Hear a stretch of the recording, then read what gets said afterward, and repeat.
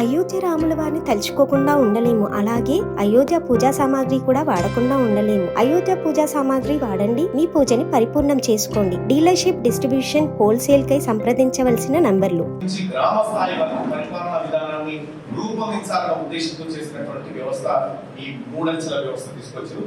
పశ్చిమ బెంగాల్లో 4 అంచెల వ్యవస్థ కూడా గతంలో ప్రారంభించారు. దాన్ని ఆ తర్వాత ఏదో మార్చే ప్రయత్నం చేసినారు. కానీ ఈ దేశంలో పంచాయతీరాజ్ వ్యవస్థ గ్రామీణ వాతావరణానికి అధిక ప్రాధాన్యతనిస్తూ గతంలో చేసినటువంటి సిఫార్సులకు మీరు ప్రతినిధులుగా 5 ఏళ్ల కాలం పాటు ఉండి వాళ్ళు రిటైర్ అవుతున్నారు అంతే.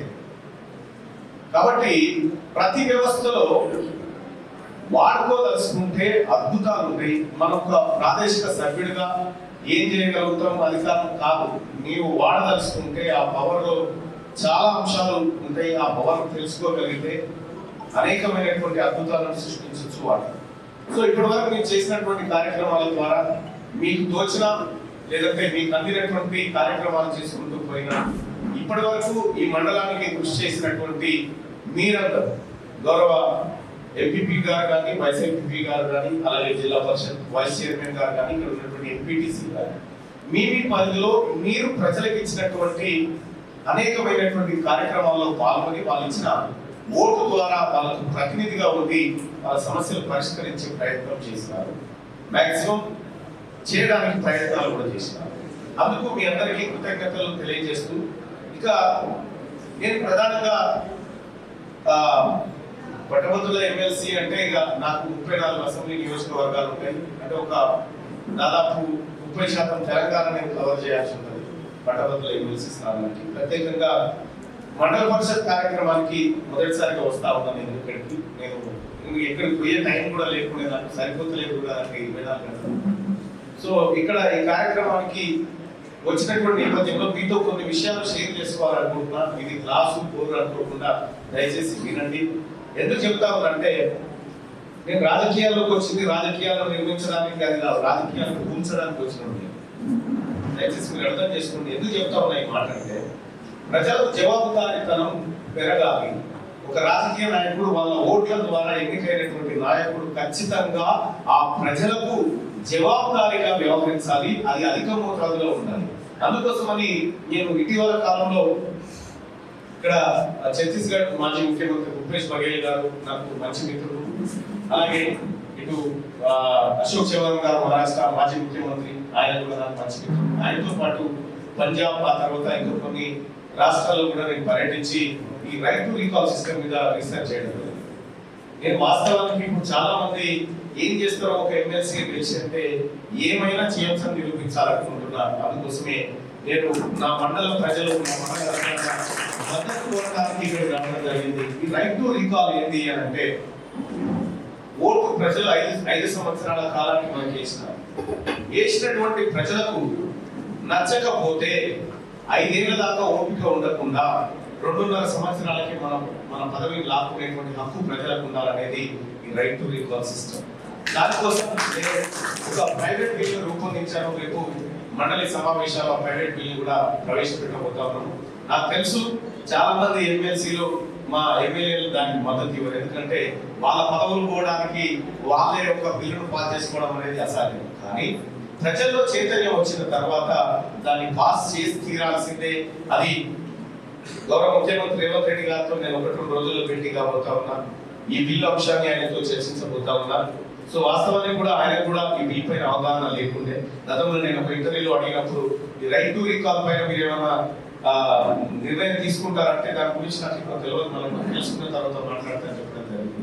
అంటే కంప్లీట్ గా బిల్ అయితే నేను రూపొందించిన చట్టసభలో ప్రవేశపెట్టడానికి అది స్థానిక సంస్థల ప్రజాప్రతినిధుల పైన right to recall system implement చేయడం కోసం.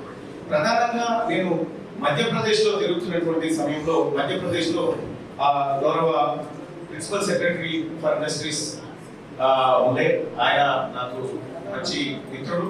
ఆయన ద్వారా నేను హర్దా మున్సిపాలిటీకి వెళ్ళిన. హర్దా మున్సిపాలిటీలో రీసెర్చ్ చేస్తున్న క్రమంలో అక్కడ సంగీత పార్టీలు అనేటువంటి మేయర్ను ప్రజలు రైట్ టు రీకాల్ ద్వారా కుర్చీంచి దించేసినారు. సో తద్వారా ఏం జరిగిందంటే ఇప్పుడు హర్దా మున్సిపాలిటీ పోతే అక్కడికి రోడ్ల మీద చెత్త కూడా తప్పింది. ఎందుకంటే నాయకులు ఊరి దగ్గర పెట్టుకుని పనిచేస్తారు, పబ్లిక్ ఓటు వాపసు తీసుకుంటారు. అట్లా అక్కడ ఉన్నటువంటి సిస్టమ్ లో చెంచాకిరి బంద్ అయిపోయింది.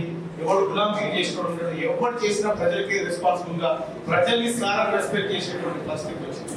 అల్టిమేట్ గా ఈ దేశంలో ఈ భారత రాజ్యాంగం ప్రజాస్వామ్యం ఓటర్నే ప్రభువుగా గుర్తించింది కాబట్టి ఆ ప్రభువుకు మనం అందరం కూడా, ఆ ఓటర్ మహాశయుడికి మనం అందరం కూడా కేవలం పని వాళ్ళం మాత్రమే ఆ విషయాన్ని గుర్తుపెట్టుకొని ఈ బిల్లును రూపొందిస్తా ఉన్నాం. తద్వారా ఈ మండలం నుంచి ఈ చివరి సమావేశం ఉంది. ఈ చివరి సమావేశంలో మీకు పోయేదేం లేదు. మీరు చప్పట్ల ద్వారా మనం ప్రజల జవాబుదారీతనాన్ని పెంచడం కోసం నా మాటను ఆమోదిస్తే చాలు. తద్వారా నేను మిగతా కార్యక్రమాలు చేసుకుంటూ పోవడం జరుగుతుంది. అయితే అశోక్ మెహతా కమిటీ, ఆ తర్వాత బలవంతరాయ్ మెహతా కమిటీ గురించి మాట్లాడడం జరిగింది. కానీ ఆ తర్వాత ఒక కమిటీని ఈ రాష్ట్ర ప్రభుత్వం, ఈ దేశ ప్రభుత్వం, మీరు గతంలో అన్నాసారే చేసినటువంటి లోక్పాల్ పంచాయతీ మీకు తెలిసిందే. ఆ తర్వాత మీకు చంద్రప్పన్ అని చెప్పి కేరళ ఎంపీ పార్లమెంట్ లో రైట్ టు రీకాల్ బిల్ ప్రవేశపెట్టారు. ప్రైవేట్ బిల్ కు ఆ రోజు అటల్ బిహారీ వాజ్పేయి గారు మద్దతు ఇచ్చినారు, కానీ మిగతా సభ్యులు మద్దతు ఇవ్వలేదు. ఇటీవల కాలంలో 2016లో ఈ రైట్ టు రీకాల్ బిల్ కి వరుణ్ గాంధీ గారు right to recall bill private bill ప్రవేశపెడితే దాన్ని పార్లమెంట్ సభ్యులు అంగీకరించలేదు. ఎందుకంటే మన పదవులు కూడా కొట్టుకోవడానికి మన బిల్లు ప్రవేశపెట్టాలన్నా, ప్రజలకు అంత అధికారాలు ఇవ్వాలన్నా, అంత అవసరం ఉందా అనేటువంటి మాట అక్కడ చర్చలు జరగడం జరిగింది. సరే, ఏదేమైనప్పటికీ ఈ దేశంలో అల్టిమేట్ గా నేను చాలా దేశాల రాజ్యాంగాలను, చాలా దేశాల అక్కడ ఉన్నటువంటి పొలిటికల్ సిస్టమ్ ని పరిశీలిస్తా ఉంటాను. మీరు ఒకసారి చూస్తే 5 స్టార్ మూవ్మెంట్ అని ఒకటి ఇటలీలో పుట్టింది. 5 స్టార్ మూవ్మెంట్. ఆ తర్వాత 5 స్టార్ మూవ్మెంట్ నుంచి అనేకమైనటువంటి ప్రజల ఆకాంక్షలు బయటకు వచ్చి ఇప్పుడు యూరోప్ కంట్రీస్ లో, చాలా దేశాల్లో, స్విట్జర్లాండ్ లాంటి దేశంలో నువ్వు ఒకసారి నాయకుడు తప్పు చేసిందంటే అక్కడ తప్పు అసలు చేయరుగా. ఎందుకు చేయరంటే వాళ్ళు పదవిపోతారు కాబట్టి. ఏదైనా ఒక బిల్లు ప్రవేశపెట్టాలంటే ఇక్కడ మండల పరిషత్లో ఈ సమావేశంలో కూడా మొత్తం మీ గ్రామాల్లో ఎంపీటీసీలంతా ప్రజల అభిప్రాయం తీసుకొని వాళ్ళు మెజారిటీ ప్రజలు ఏదంటే అది తీసుకొచ్చి పెట్టాలి, దాన్ని సభ పాస్ చేయాలి. సో తద్వారా మెజారిటీ ప్రజల అభిప్రాయమే బిల్లుగా రూపొందించబడుతుంది. నాయకుల ఇష్టాయిష్టాల పైన వ్యవహారం నడవదు. ఆ విధంగా ఈ పంచాయతీ రాజ్ నుంచి సిస్టమ్ మారితే, పార్లమెంట్ దాకా కూడా మారితే ఈ దేశానికి మనలాంటి అవసరం పెద్దగా ఉండదు. ఈ దేశం తన పని తాను చేసుకుంటూ పోతుంది అనేటువంటి ఒక సుదీర్ఘ లక్ష్యంతో ఇక్కడికి రావడం జరిగింది. వచ్చిన తర్వాత నేను ఇక్కడ హెల్త్ అండ్ ఎడ్యుకేషన్ సిస్టమ్ గురించి నాకు కొద్దిగా ఎక్కువ interest. Health and education system ని సెట్ చేయాలనేటువంటి ఉద్దేశంతో ఇప్పుడే నేను గౌరవ హెల్త్ డిపార్ట్మెంట్ వాళ్ళని ఒక చిన్న ప్రపోజల్ కోరడం జరిగింది. అలాగే ఎంపీఓ గారు కూడా వచ్చినారు. ఎంపీఓ గారు ఇన్ఛార్జ్. ఓకే, సో మీతో కూడా పని చేశారు ఇప్పుడు. ఎందుకంటే నేను ఫస్ట్ ఆఫ్ ఆల్ నేను పుట్టినటువంటి ఊరు, నేను ఏం చేయాలనుకుంటున్నాను, ఒక మోడల్ని తయారు చేయాలనుకుంటున్నాను. దానికోసమని మా ఎమ్మెల్సీ నిధుల నుంచి దాదాపు 50 లక్షల రూపాయలు మా పాఠశాలకు మొన్న ఆ తర్వాత మేము ప్రతి గ్రామంలో ఈ తుర్కపల్లి మండలాన్ని మీరు ఏమైనా చేయగలిగితే ప్రయత్నం చేయండి సార్, మీ ప్రజాప్రతినిధులు కూడా చేయండి. మేము మాదాపూర్ జెడ్పీహెచ్ఎస్ పాఠశాలకు ఒక అల్మిని తయారు చేసి, అంటే అందులో పూర్వ విద్యార్థులు 5,000 రూపాయలతో సభ్యత్వం తీసుకునేటట్టు దాదాపు 1 కోటి రూపాయల నిధులను నిల్వ ఉంచి తద్వారా ఒక కార్పొరేట్ లెవెల్లో అక్కడ విద్య అందించాలన్న ఉద్దేశంతో ఇవాళ మా నాన్నగారి తరఫున 5 లక్షల రూపాయలు అందించబోతారు. ఇక్కడ దాదాపుగా కేవలం 3,000 పైచీలకు మాత్రమే స్ట్రెంత్ కనిపిస్తూ ఉంది మన ప్రభుత్వ పాఠశాలల్లో, ఇక్కడ ప్రభుత్వ పాఠశాలలో. కానీ ప్రైవేట్ పాఠశాలలో ఎక్కువ మోతాదులో కనిపిస్తూ ఉంది. సో రేపు పొద్దున ఈ ప్రైవేట్ పాఠశాలల నుంచి ప్రైవేట్ పాఠశాలకు పోవడం అంటే ఒక స్టేటస్ లెక్క భావిస్తూ ఉన్నారు తల్లిదండ్రులు. సో వాటిని కూడా మనం కంట్రోల్ చేయాలి. ఎందుకంటే నిష్ణాతులైనటువంటి గొప్పగా చదువుకున్న టీచర్లు, ఇన్ఫ్రాస్ట్రక్చర్ అంతా అందుబాటులో ఉన్న తర్వాత మనము ప్రభుత్వ పాఠశాలను ప్రోత్సహించే విధంగా ఇక్కడ ఉన్నటువంటి ప్రజాప్రతినిధులందరూ కృషి చేయాలి. తద్వారా ఏం జరుగుతుందంటే హెల్త్ అండ్ ఎడ్యుకేషన్ సెక్టర్ బాగుపడితే ప్రజలు పింఛన్ల కోసం మనల్ని పీడించరు. ఎందుకంటే ఆ రెండింటి మీదనే 90% ఖర్చు పెడతా ఉన్నారు ప్రజలంతా.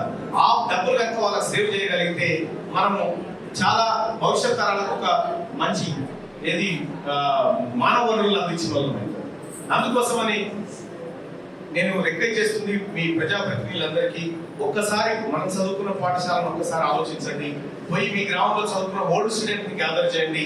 ఆ పాఠశాల కోసం మనం ఫండ్స్ ఎట్లా రేంజ్ చేయొచ్చు, ఆ పాఠశాల పరిస్థితిని ఎట్లా మార్చుకోవచ్చు, ప్రభుత్వం మీద పూర్తి స్థాయిలో ఆధారపడకుండా మనమే దానికి ఒక దిక్సూచిగా ఉండి నడిపించుకోవడం కోసం ప్రజాప్రతినిధులంతా కృషి చేయాల్సిందిగా మీ అందరినీ రిక్వెస్ట్ చేస్తా ఉన్నాను. అలాగే రాబోయేటువంటి 2-3 సంవత్సరాల్లో కంప్లీట్ గా మీకు మాదాపూర్ పాఠశాలని కంప్లీట్ గా మార్చి చూపిస్తాం. అలాగే ఈ మండలంలో ఉన్నటువంటి ప్రతి పాఠశాలను కూడా మాదాపూర్ పాఠశాల దత్తత తీసుకునే విధంగా దాన్ని తయారు చేసుకుంటూ సో ఈ అవకాశం కల్పించి ఈ సమావేశానికి నన్ను ఆహ్వానించినటువంటి గౌరవ పెద్దలందరికీ పేరు పేరున నమస్కారం తెలియజేస్తూ అయోధ్య రాముల వారిని తలుచుకోకుండా ఉండలేము. అలాగే అయోధ్య పూజా సామాగ్రి కూడా వాడకుండా ఉండలేము. అయోధ్య పూజా సామాగ్రి వాడండి, మీ పూజని పరిపూర్ణం చేసుకోండి. డీలర్షిప్, డిస్ట్రిబ్యూషన్, హోల్సేల్ కై సంప్రదించవలసిన నంబర్లు